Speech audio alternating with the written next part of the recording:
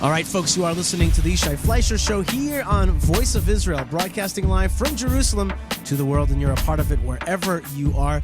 You know, folks, I get called in from time to time to speak to all kinds of groups, and just a few days ago when we had Tisha B'Av, the 9th of Av, I actually got a real thrill. I got a chance to speak to a group on the commemoration of the 9th of Av, which this year was on the 10th of Av. The reason that was good is that it got my mind off of fasting. And you deal with a lot of young people today who are very confused. They have come to believe that Israel is indeed one of the suppressors of human rights in this region. And maybe they have not come to the consciousness that indeed the Jewish people are a Middle Eastern people from the land of Israel. And the theme of narratives and the theme of erasing one another's narratives is one of the big themes that young people care so much about today. And my job a lot of times is to come in and give the nationalist perspective, or why Jews want to hold on to this land.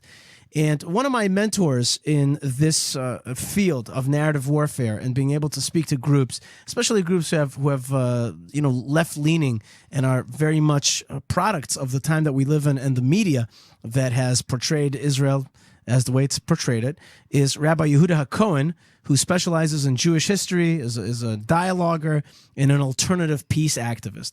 Now, when I was going to have Rabbi Yehuda Hakohen back on the show, somebody told me, why do you call him alternative peace activist? He is a peace activist. What does the word alternative mean? And I was about to ask Yehuda not to use the term alternative peace activist, but indeed he said it is very important. Yehuda, welcome to the show. Good to be with you, Yishai. Thanks for having me. It's great to have you here again. So what makes an alternative peace activist as opposed to a peace activist? Well, I think that I really am a peace activist. I don't think I'm an alternative peace activist, except for the fact that within the context of what a peace activist means in Israeli society today and in the Jewish world today, I'm certainly an alternative peace activist. And I think I'm an alternative peace activist for three reasons. It's not just me, it's a whole movement of people now, especially in the Shomron and Yehuda and in the central mountain regions of the country. Number one, I think we're alternative because we circumvent the international community, the peace industry in this country. In both Israeli and Palestinian societies, you have something called the peace industry, where you have people who make a lot of money, mostly European money, or money from the New Israel Fund, live better than most of the populations, their respective populations, drive nicer cars, eat in nicer restaurants, and they're all basically peace activists in the sense that they work for NGOs that are supposed to promote a two-state solution as a solution to our conflict. And that solution hasn't happened. It probably wouldn't happen, and I'd argue that it shouldn't happen, and even that it can't happen. And these people have been basically lining their pockets for, in some cases, 20, 30 years in order to force a policy that just won't happen and continue a status quo that's been destructive for both people. So it's a very negative term on the Palestinian street, this idea of peace industry. I think it's becoming more of a negative term in Israeli society, the peace industry. So we circumvent the peace industry, we circumvent the international community, and of course we circumvent the two-state solution as the solution to this conflict. So that's number one. What you're saying is that when one says the term peace activist, here in the Middle East, it already has a lot of baggage with it. Well, specifically in this country, I think the baggage that comes with the term peace activist in Israel is somebody who supports the two-state solution and is making money, probably money that's coming from European governments, in order to promote the two-state solution on the ground, which can be very destructive in some cases because there are NGOs funded by the European Union that actually exacerbate conflict between Jews and Palestinians in some areas, especially places like the Shiloh area and other places, maybe even where you live in Malay Zetim. And now I think the second reason why we're alternative, our approach is very alternative in that we don't believe that in the Middle East peace can be made by forcing both parties to compromise on things that are important to them. That might work in places like Wyoming or Wisconsin. It doesn't really work in the Middle East. I think Semitic peoples, Jews and Arabs, need to feel that they've won. We need to feel like we've left the table with everything that's important to us. So I think any solution that plays out here, it has to be a solution where both Palestinians and Jews feel that our grievances and our aspirations have been met. And number three... Wait, hold on. Let me unpack those. Don't run through them. You're saying that that a solution has to be without compromise? I mean, to the Western ear, that sounds impossible. A solution has to be one where nobody compromises on the things that are important to them. Meaning, just to give you an example. Well, give me an example of the Temple Mount. I'm not going to give you an example of the Temple Mount because I don't think the Temple Mount is an issue we can even discuss until we have peace. I don't think we can have a How can real we have conversation. Peace without the issue of the because Temple I don't think the Temple Mount is relevant to the grievances as they exist on the ground right now between peoples. I think they are relevant to Jewish grievances, but I think even the Jews who see the Temple Mount as a central point of contention will be willing to postpone that conversation while we have the conversation about, for example, borders. Who has a right to fly their flag? What is the role of a non-Jew in a Jewish society? I think things like that have to be spoken about. Or what makes a state Jewish? I think these are core things, the issues that Israeli society has to face. And I think this conversation about the Temple Mount, like I personally don't go to the Temple Mount. Not because I don't want to, not because I don't feel connected. I'm a Kohen. I was created for that mountain. You're a Jewish priest. I'm a Kohen. I'm a descendant of Aaron. I'm a descendant. I'm part of the subtribe of the Kohanim, of the tribe of Levi, and I was created. I was put into this world to serve on the Temple Mount, and don't go up there. I'm not ready for that. I don't think Israel's ready for that. I appreciate the people who are speaking about it, who are agitating towards Jewish rights in the Temple Mount, but I'm not there. And I don't think Israeli society as a whole is there.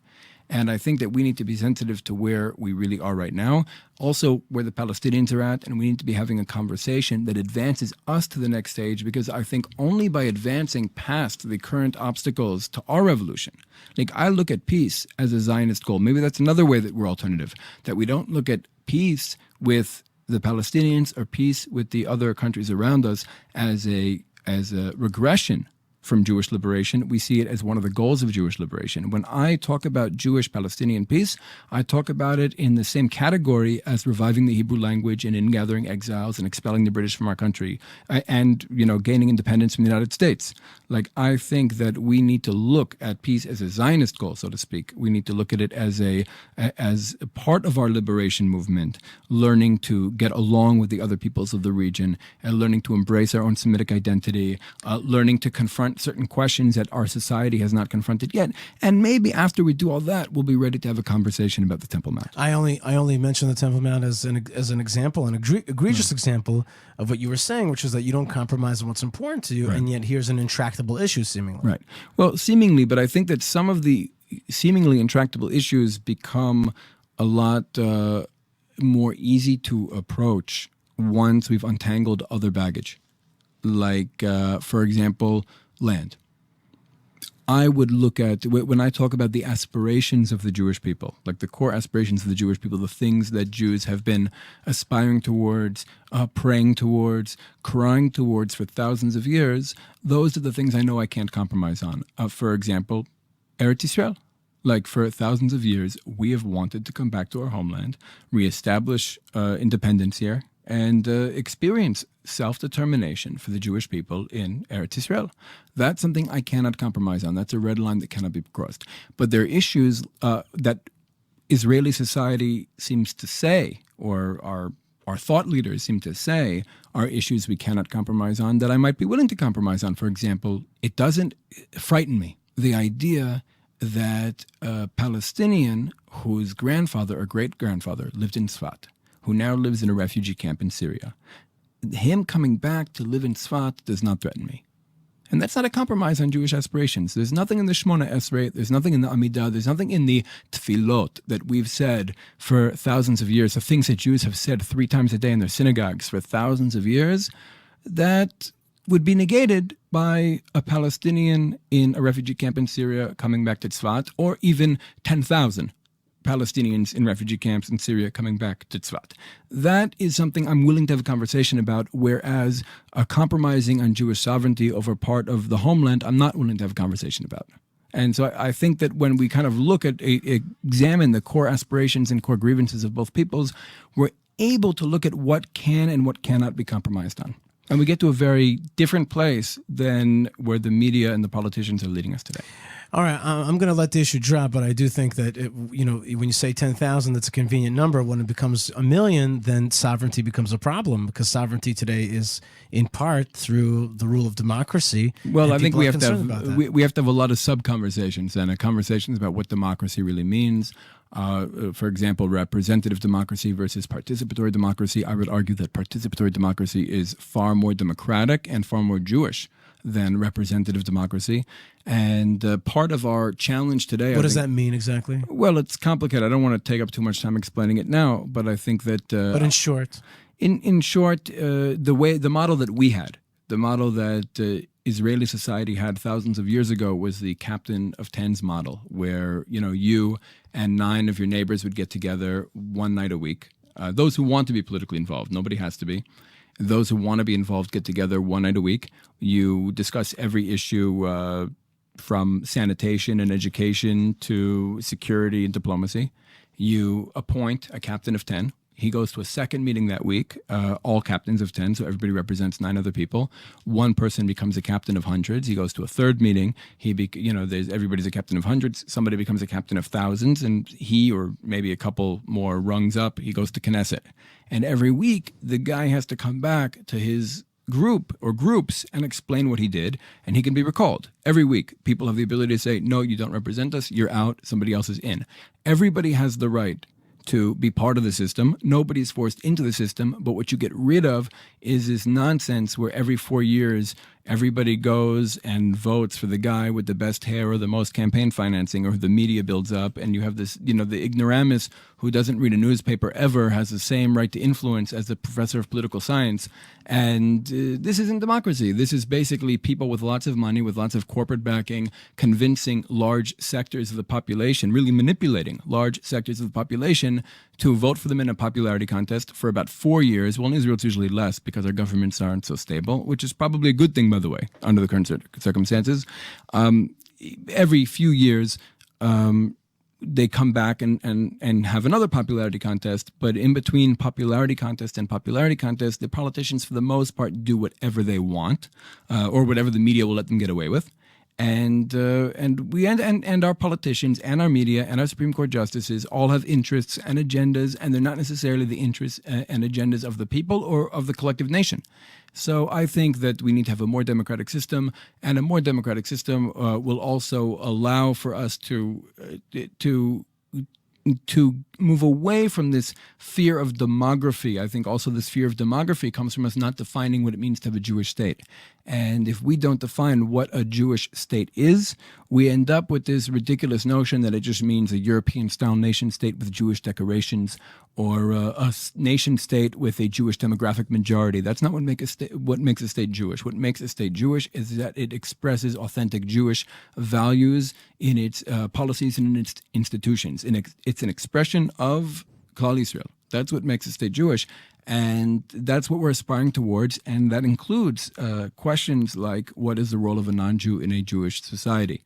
So I think we're getting there, and I think we have to have these conversations in order for us to be able to move forward. By the way, the third way in which... We're going to get to that third way. I'm very excited to hear it, but we're going to take a quick break. We are speaking with Rabbi Yehuda Hakohen, who specializes in Jewish history. He's a dialoguer, an alternative peace activist. We're actually learning what alternative peace activism looks like, and there's a third leg and component to what an alternative peace activist is.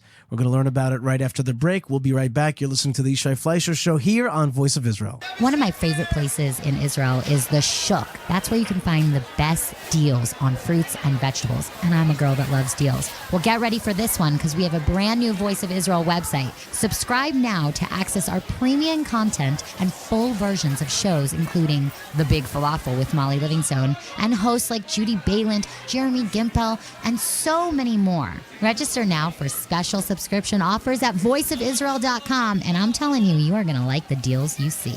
All right, folks, we're back here on the Yishai Fleisher Show. Rabbi Yehuda Hakohen is my guest. He's a specialist of Jewish history. He's a peace dialoguer, an alternative peace activist. And I've been asking the question, Yehuda, what is an alternative peace activist? You gave us a few aspects of it, really basically circumventing the two-state solution and the peace industry. What is the third leg of what an alternative peace activist does? Well, I'd say the third way in which we're alternative and not just regular run-of-the-mill peace activists is that instead of bringing what people call the moderates together, which has been the formula until now, we bring kind of the radicals together, those who are living the aspirations of their people. Because ultimately, I don't think it's a successful model to bring the westernized diplomat from Tel Aviv together with the westernized diplomat from Ramallah and let them talk about how Americanized they are and how Americanized their vision for the Middle East is. And they don't really represent anybody. And certainly they don't represent the people driving the conflict. I think you need to get the people who are actually driving the conflict together. That means the Jews living in places like Hebron together with the Palestinians living in Hebron. That means the Jews living in places like Yitzhar with the Palestinians living in Balata. It means the radicals on both sides. It basically means like the zealots with the jihadists, so to speak. That's a radical idea. Bringing those folks together, you think that you would put them in the same room together, they would explode. Like hasn't happened yet. Well, there have been no explosions yet. Well, we do have explosions in places like Hebron. No, but not in the context of my work. Meaning, right. in my work in bringing these peoples together. And trying to transcending the narratives and trying to create this kind of bigger narrative. I mean, we also come from the perspective, and this is an idea I really get from Rav Kook in Ma'amar Dat Elokim, that we all kind of live in our own, perception of reality. We really live in our own movie. And I think that each of us are really the protagonists of our own movies, the way we experience everything. Like even this show, we're experiencing it differently. You and I, you're the host, I'm the guest. You're playing you have a cameo appearance in my movie. I have a cameo appearance in your movie. Sure. But your movie is a story of Yishai. They make a movie one day, B'ezrat Hashem, about Yishai Fleisher. This may or may not be a scene in that movie, and vice versa. So I'd say that Israeli society as a whole has been living in one movie for the last 100 years, and Palestinian society has been living in a very different movie. Right. And my job as a peace activist is to really create a bigger movie that's inclusive enough to encompass both ostensibly rival movies. Meaning, when we talk about movies, I'm talking about like narratives. I'm saying that I'm going to define a narrative as a collection of facts that are selected and put together and then contextualized within a certain ideology. I think we all do that. Everybody on all sides of the conflict, or every conflict, we do that. Because there are lots of facts, and we can't take all the facts. We often take the facts that suit us and that are easily contextualized into our worldview and our version of history and our aspirations and our political ideas. And that becomes our narrative. That becomes our movie. So Palestinian, like one of the things that we do often, I think on both sides, the Palestinians accuse Israelis and Israelis accuse Palestinians of lying, of just spewing propaganda. Whereas I would argue that what we each say about ourselves is largely true. What Israelis say about ourselves is true. What Jews say about ourselves is true. What Palestinians say about themselves is true. Where we both seem to be getting it wrong often is what we say about each other. So a lot of my work is kind of building a bigger story that's inclusive enough to encompass both ostensibly rival stories. And in that bigger story, we can all, I'm not just talking about the westernized diplomat in Tel Aviv and Ramallah, I'm talking about the zealots. I'm talking about those who are really living their people's aspirations. Those people can come together and find their place in this bigger movie and work towards building a better future here. Let's talk a little bit about the role of zealots historically. Sure. We just had Tisha B'Av. B'Av. What is a zealot? Is that a good thing or a bad thing? Okay, so, it's interesting you bring that up, Yishai.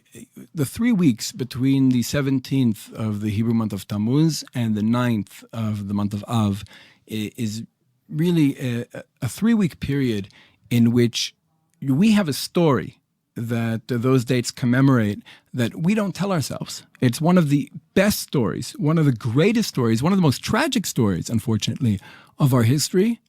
And maybe it's so tragic and so traumatic that we stop telling ourselves that story. And it's the story of a revolt against the Romans. It's a story of the great revolt against Imperial Rome. And it ultimately ended with the destruction of Jerusalem, the destruction of our temple, and the destruction of our national framework. So it's a very traumatic story, but I think the story needs to be told. It needs to be re-embraced because we're missing heroes from the Jewish pantheon. And for us to understand, right now you have in the Torah world, not just in the academic Jewish world or in mainstream Israeli society, I'm saying in the Torah world, especially the English-speaking Torah world, which basically means the modern Orthodox and the ultra-Orthodox, there's a vilification of the Zealot movement. There's a vilification of the Hebrew freedom fighters who fought against the Roman Empire. And I think that vilification really begins with the writings of Josephus. I think Josephus maligns the zealot movement. When I talk about the zealot movement, I'm talking about a broad ideological movement. Within that movement, you have what's called the Zealot Party and the Sikari, which is another political party, and different groups, different factions. But the broader zealot movement is maligned by Josephus. I think Josephus intentionally, in his writings, obscures the connection between the Maccabim, the Maccabees, that we do celebrate as heroes, and the zealot movement, who we don't. I think on the surface, anybody who takes a superficial view of Jewish history will see that the Maccabees and the Zealots were essentially saying, thinking, and doing the same things. Mm-hmm. And I would argue that if you go deeper, you find that that's true. But Josephus tries to obscure that connection, and he had three motivations for trying to obscure that connection. Number one, his patrons were the Flavian dynasty, were Titus and Vespasian, and he had to flatter the Flavian dynasty. He had to make them somehow, if not the heroes of the story, not the villains of the story either. Number two, he had to defend the Jews. Josephus is really trying to defend the Jews. You have to remember that after the fall of Jerusalem, you had Gentiles throughout the Roman Empire, especially in places like Antioch and Alexandria, trying to lobby the Roman Empire to strip Jews of their rights all over the empire. And Josephus is trying to write his history of the war in a way that actually takes blame away from the Jewish people and says, no, the Zealots were just a really bad weed. Like they don't represent mainstream Jewish thought. They represent something that has nothing to do with what we've ever believed. And they were the bad guys. They're the antagonists of the story. But the Jews are innocent. They're the settlers of that period. Something like that. I don't like that word, but they're the fanatics. I'm saying that's the word that he would have used. Right, and Josephus, by the way, could have very easily, remember, he remained what we would today call modern Orthodox for the rest of his life. He remained observant of Shabbat and the laws of Kashrut, the dietary laws of the Jewish people his whole life. He would have found it very comfortable getting a job as a professor, even a rabbi at Yeshiva University. He was a Talmid Chacham, even considered himself to be a Navi. And he was proud of the fact that he was a Kohen. And Can you translate those terms? Sure. He considered himself to be a prophet. He believed God was on the side of the Romans, at least that's the way he writes his history, and against the Zealots. And he was a scholar of Torah, and he was a descendant of the Maccabees himself. And that's his third motivation for trying to obscure the connection between the Maccabees and the Zealots. He wanted to claim for himself the role of the Maccabees' true ideological heir and not give that role, not give that honor to his political opponents. So I think that you have in modern times, the ultra-Orthodox world has an interest in promoting Josephus's version of the Zealot movement, his depiction of the Zealots, because they like to dismiss them as secular Zionists. And the modern Orthodox world also likes to kind of dismiss fanaticism, and they also have an interest in subscribing to Josephus's depiction of the Zealots as the antagonists of the story. But the Zealots really were, in modern terms, social, revolutionary, panentheist nationalists. I think that would be the best terminology to describe them. And we don't have many writings from their perspective, or we don't think we have many writings from their perspective, but I think that we actually do. I think the Zohar HaKadosh comes from them. It comes from Rabbi Shimon Bar Yochai, who was a student of Rabbi Akiva. And my theory, I can't prove this, but my theory is that Rabbi Akiva, as a young man, was one of the freedom fighters against the Romans, who had a lot of animosity towards the rabbis of that generation for what he considered to be betraying Jerusalem. He even makes that comment in Gittin, in the Talmud, in Masechet, in Tractate Gittin. And then when he becomes, he says that if I were to meet a Talmid Chacham, if I were to meet a rabbi, I'd bite him like a donkey. Not like a dog who rips the skin, but like a donkey who destroys the bone. And that was rare in those times. Nobody really hated the rabbis on that level. And the reason why I think Rabbi Akiva hated the rabbis before he himself became one is because he felt they'd betrayed the revolution. And then when he becomes not only a rabbi, but the greatest rabbi in Israel, he leads another revolution against the Romans. He essentially goes and does it again, and he leads the Bar Kokhba revolt against the Emperor Hadrian in the years 132 to 135. But really, we need to take a look at what the Zealot movement was. I think we owe it to ourselves especially at this stage in Jewish history, to know what the Zealot movement was in order to know who we are going forward in Jewish history. Rabbi Yehuda Hakohen specializes in Jewish history. He's a peace dialoguer and alternative peace activist, and he's on the side of the Zealots. He thinks that it's the Zealots that are going to make peace. That itself is a radical paradigm shift, and one that you don't usually expect from Zealots. Yehuda Hakohen, I'm going to look forward to having you back and talk more about this issue on the Yishai Fleisher Show. Thank you. Thank you. I'm looking forward. All right, folks, you are listening to the Yishai Fleisher Show. Write me an email, yishai@voiceofisrael.com. Stay connected, stay tuned, stay strong, and shalom.